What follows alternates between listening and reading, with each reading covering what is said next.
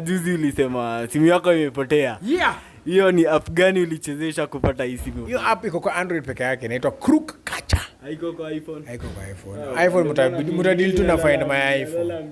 Mtadili tu na find my Samsung. Samsung na all Androids iko kwa Crook Catcher. Sasa unailipa ama inawaka? Ukitaka unaweza lipa, but ni $4. $4 to $40.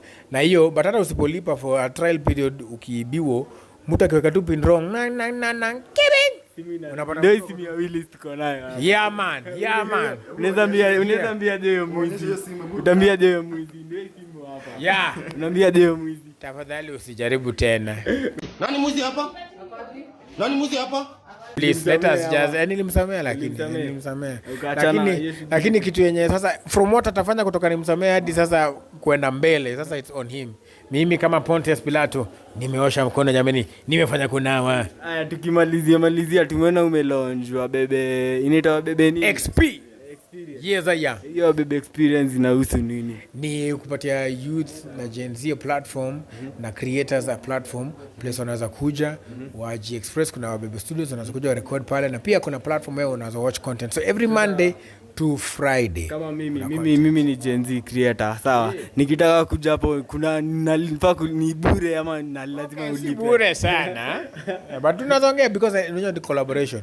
Kuna standard fee kwa hatu hiyo space ni 5k.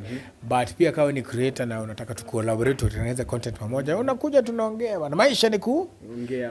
Ganji ndio inabonga. Ganji ndio inabonga. Sawa.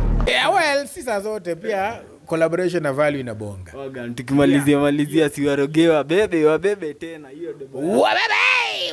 By the way kuna madobo zina come through, si hiyo tu peke yake. Kuna zingine zina come through.